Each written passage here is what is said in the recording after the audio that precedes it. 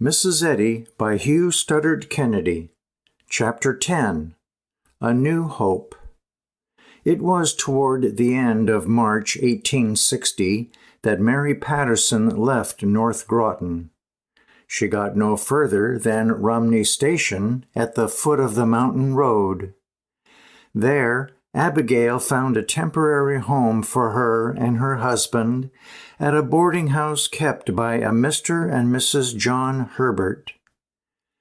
Patterson does not appear to have been with her when the actual move was made, but evidently the plan worked out by the all-too-efficient Abigail was that in return for what she was doing in the way of financial rehabilitation, Patterson should make a serious effort to reform his ways and make a home for his wife.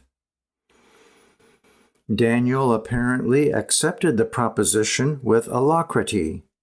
He was never hesitant about accepting any chance to begin anew. A new prospect fascinated him, for in his mind's eye he could always see a new unfolding prosperity. When next there is any record of him, he is a gracious, exemplary presence in the Herbert home at Rumney Station. He carries his invalid wife downstairs to all her meals, and carries her back again, and earns much approval for his devotion, while his Prince Albert coat and varnished boots and silk hat begin to attract attention and to inspire confidence in the minds of the patients who resort in increasing numbers to the office he had taken close by. For Daniel Patterson could always get work, and no man could be more suave and gracious, and even, it is to be imagined, lovable at times. He was just the kind of character that would be forgiven, not until 7 times, but until 70 times 7.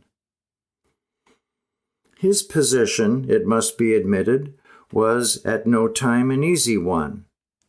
The contrast between the satisfying picture of married life as he had visioned it, and as it really was, must have been harsh enough. Daniel Patterson married to the brilliant young widow, daughter of Squire Baker of Sandbutton, bringing her back to health and happiness through his care and skill, and winning the gratitude and admiration of the Bakers and Tiltons, and the envy of a good half-dozen of his wife's former suitors, firmly established in his practice with a host of new patients. Such a picture, and one even brighter still, must always have made the reality dreary indeed. To win happiness from the situation, as it was, would call for a love and patience and an abiding satisfaction in unseen things, which Daniel Patterson did not possess, apparently. He had a way, however, of pouncing on anything in the passing stream which fitted in with his mood and making the most of it while it lasted. At such times he was at his best, and it was, no doubt, the constant renewal of these periods which made it possible for the two to stay together even as long as they did. The first few months at Rumney seemed to have been just such a period for Daniel. It was not long before he had secured a little house where Mary could settle down to homemaking once again and get the full advantage of the coming spring and summer. The house was situated at Rumney Village, back in the hills about a mile from Rumney Station. It had a splendid view of the foothills and the mountains beyond, and with the blind girl, Myra Smith, once again her devoted servant and companion, and Daniel still all attention, Mary began to get better. So it was through the summer and winter, and then in the April of the following year, 1861, the whole face of things was changed by the outbreak of the Civil War. The war brought into the life of Mary Patterson a new, if tragic, interest. Always intensely patriotic, the fact that the whole struggle, at first, hinged on the question of secession, and on that question only, caused her to throw her devotion without any mental reserve on the side of the North. Whatever other right a state might have under the Constitution, there could be no doubt of the fact it had not the right to secede from the Union. Even on her sick bed, she could do something to help. She could knit socks and make lint. She could throw open her little home for meetings of the sewing circles. She could write for the press. And she could defend and explain the stand of the North in all its phases to her friends and neighbors. She seems to have done all of these things, and to have been, of course, all the better for it. It was only a temporary stimulus, it is true, but it made life more tolerable, opening up to the sick woman an opportunity for service, which all her life was literally a fundamental demand of her being. The effect of the war upon Daniel was to afford him the most reasonable excuse that had ever come his way for making a change. It is not sure he was consumed with patriotism. He was well over 40 and never particularly attracted by the prospect of high adventure, but he loved to be where things were happening, where he could meet with and talk to people who were doing things about which he in turn could talk. And the papers every day were full of such matters. And so, within a few months of the outbreak of the war, he was hard at work exploring every means of getting into the mainstream of events as any army doctor, if nothing better offered, but preferably on some special commission such as would bring him more varied opportunities. In the end, probably through the Tiltons, he received a commission from Governor Barry of New Hampshire to carry to Washington funds which had been collected in the state to aid Northern sympathizers in the South and attend to their distributions. It was exactly what Daniel wanted. He could see in his coming sojourn in Washington a most satisfying social round, which he would undoubtedly have opportunities for extending to an almost unlimited extent. In Washington, a Prince Albert coat, varnished boots, and a silk hat would be necessities. And so, in March of 1862, leaving Mary alone with the little blind girl, he set out for the front. A few months before he left, a strange new hope had come into Mary's life. The second quarter of the last century was a period of mental upheaval throughout the world, but especially in New England. The willingness to try anything once, which in later years became so characteristic of the Far West, was typical of New England at that time. It was an era of dynamic change. Railways were spreading themselves everywhere. Newspapers, turned out by machines, were starting up overnight in every town and village. The electric telegraph was on the way. Emerson and Longfellow, Whittier and Lowell, and a host of disciples were preaching new freedom and inevitably opening the way for the excesses of their virtues, while in the realm of the occult, mesmerism and spiritualism were among the stock subjects of conversation and eager inquiry. This was specially true of mesmerism.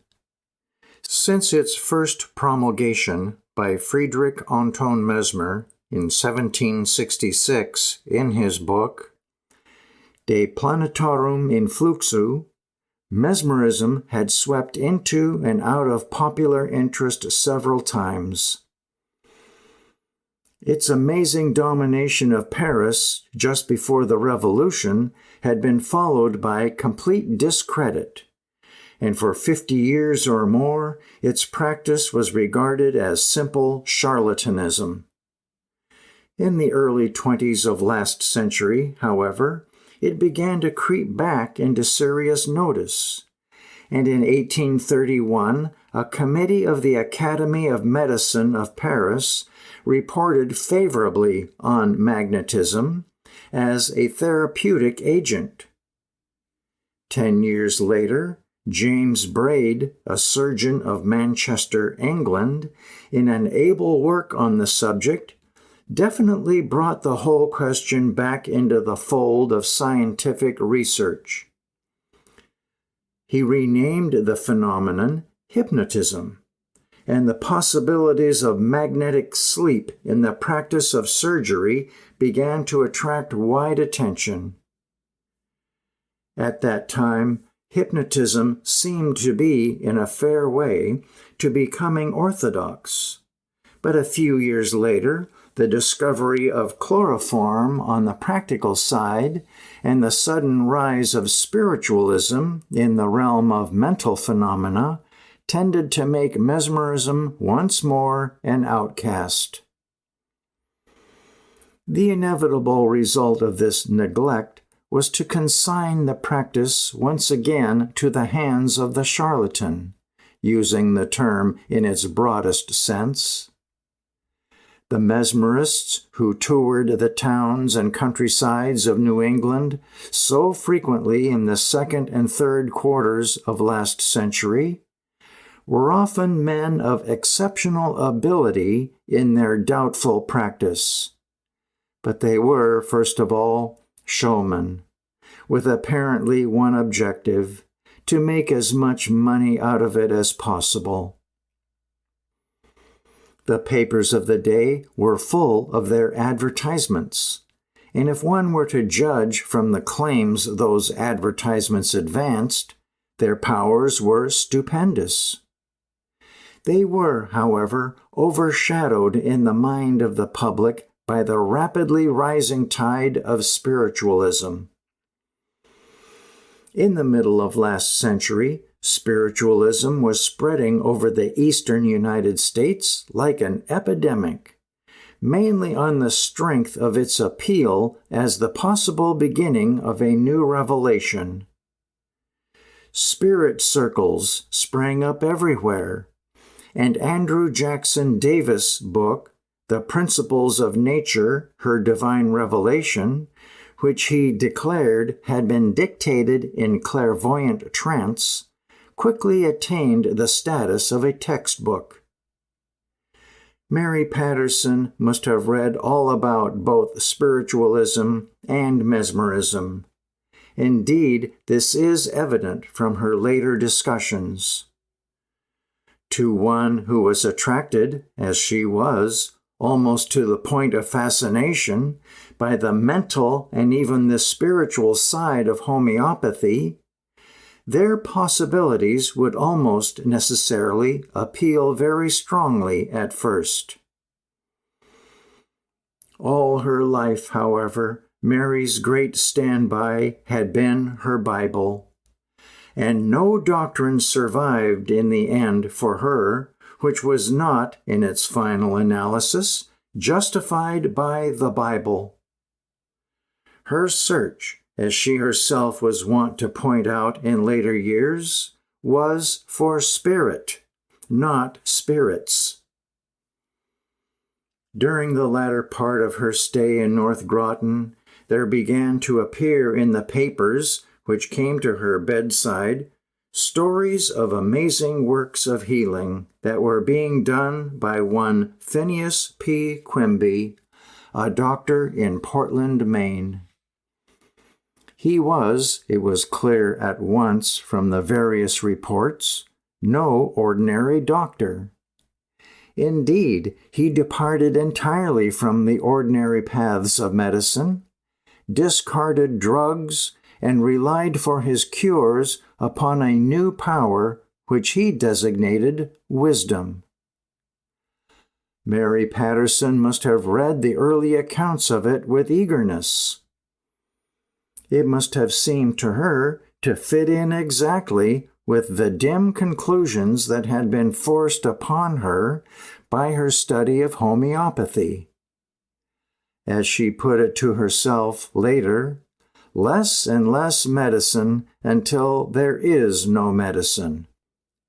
Thus, in the Lebanon, New Hampshire Free Press of December 3, 1860, appeared a long article on this new form of healing. It was copied widely by other New England papers, and either the original issue in the Free Press, Lebanon is only some 20 miles from Rumney Station, or a copy of it must almost certainly have been seen and read by Mary Patterson, who was always an eager reader of newspapers. The opening paragraph of the article could hardly fail to rivet her attention, for it tells of the healing of a woman whose trouble must have seemed to be almost exactly her own. Just at the present time, the article opens, there is a good deal said about Dr. Quimby of Portland, and it may not be considered amiss to mention the case of a young lady of this town who has been greatly benefited by him. For nearly 3 years, she has been an invalid, a great part of the time confined to her bed, and never left the room unless carried out by her friends.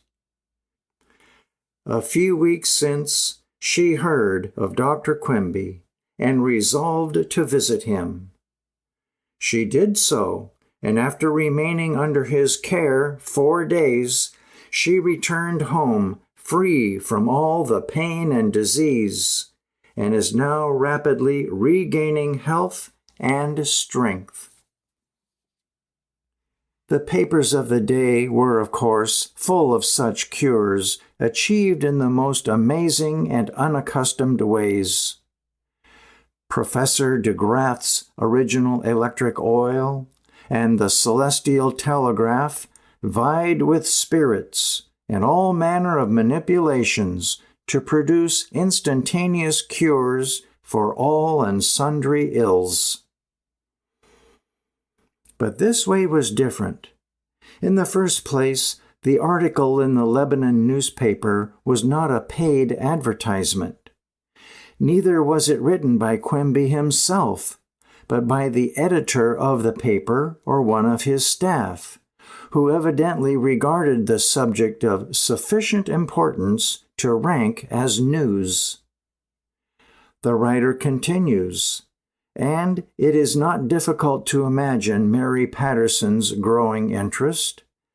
The reputation of Dr. Quimby as a man who cures disease has extended without the narrow limits of his own state, and the sick from various parts have learned to avail themselves of his services. The increasing respect and confidence of the public in his success suggests the day of miracles, and brings up a question as absurd as that of 2,000 years ago. Can any good come out of Nazareth? Can actual disease be cured by a humbug?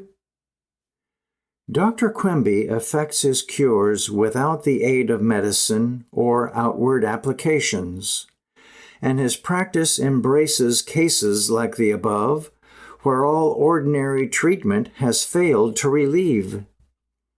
These facts, at first, place him in the rank of the mysteries of a superstitious world.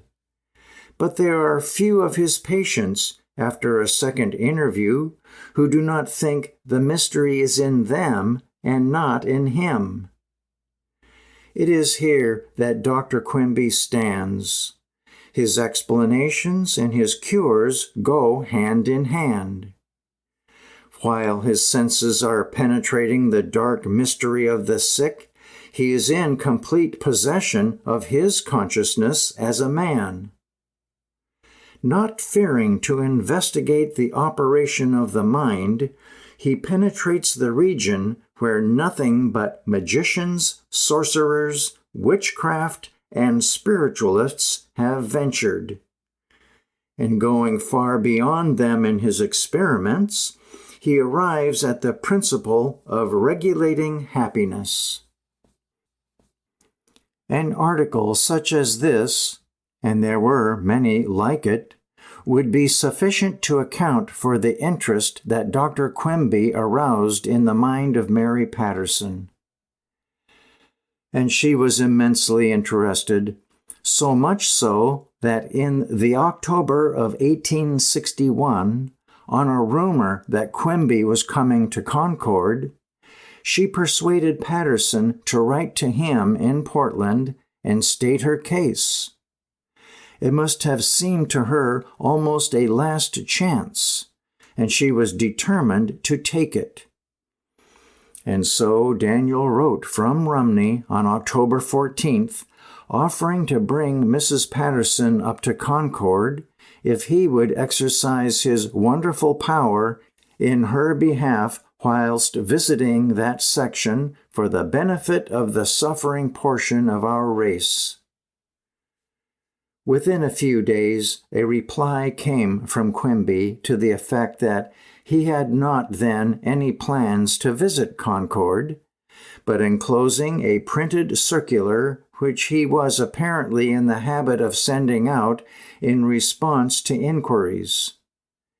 It is a long and tortuous document, and very possibly explains why the sick woman in Rumney waited another 9 months, as she did, before she wrote to Quimby again.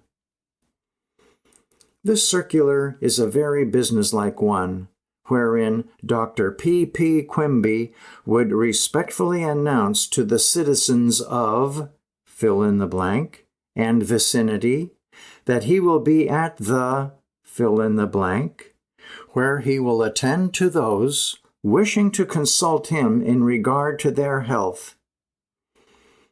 He then goes on to say that he gives no medicine and makes no outward applications, but simply sits down by the patients, tells them their feelings and what they think is their disease. If the patients admit that he is right, then the explanation he gives them is the cure. And if he succeeds in correcting their error, he changes the fluids of the system and establishes the truth or health. After several paragraphs devoted to severe strictures on orthodox medical practice, he concludes with a note as to fees. Referring again to his method, he says, "This can only be explained to patients, for which explanation his charge is, fill in the blank, dollars. If necessary to see them more than once, fill in the blank, dollars." What effect this circular, combined with all she had read about him, had upon Mary Patterson is not known. That she did not at that time follow her inquiries further is clear from her subsequent letters. The probability is that the stimulus of the war all around her, together with the preparations for her husband's departure for Washington, diverted her thoughts sufficiently to give her temporary relief. It was about this time, too, that she received a letter from her son, the first direct news she had from him since he was taken away from her some 8 years previously. This brought the great struggle more nearly home to her, for the letter told Mary that her son had enlisted in the army 2 years before, and how tremendously, with all the enthusiasm of a lad of 18, he was looking forward to going to the front. Mary wept over the letter and kissed it. Her hopes had been broken so often where her boy was concerned that she seems through these years to have had no heart to make further effort. She simply took what little comfort she could get when it came. She wrote to him, of course, and there is some evidence that he wrote to her more than once. But the war made any thought of their seeing each other again more improbable than ever. Meanwhile, Dr. Patterson had gone to Washington, and Mary settled down with her blind servant to make the best of things, and to watch eagerly and anxiously, as did so many mothers and wives in those days, for letters. She did not have to wait long, for about the middle of April she received one morning a letter from Abigail, enclosing a letter from Washington addressed to her husband, Hamilton Tilton. It was not from Patterson, but from one of his friends, and it told the absurdly pathetic story of how Daniel, all eager to see and hear all there was to be seen and heard, had driven out from Washington in a sulky with a party of friends to view the battlefield of Bull Run. How, going off on his own, he had strayed too near the Confederate lines and had been picked up by Stuart's cavalry and carried off, possibly on the suspicion of being a spy. No doubt Abigail in her covering letter did her best to soften the shock, but it must have been severe enough in any case. The fate of a spy was summary, and the suspense might have gone hardly with Mary. But fortunately, within a day or two, she received a letter from Patterson himself from Libby Prison, a cheerful, incorrigible letter, the letter of a boy who has got himself into a scrape, but is secretly enjoying every moment of it. Due deference is paid to the solemnity and seriousness of the occasion, but it is impossible to escape the impression that Daniel was having a good time.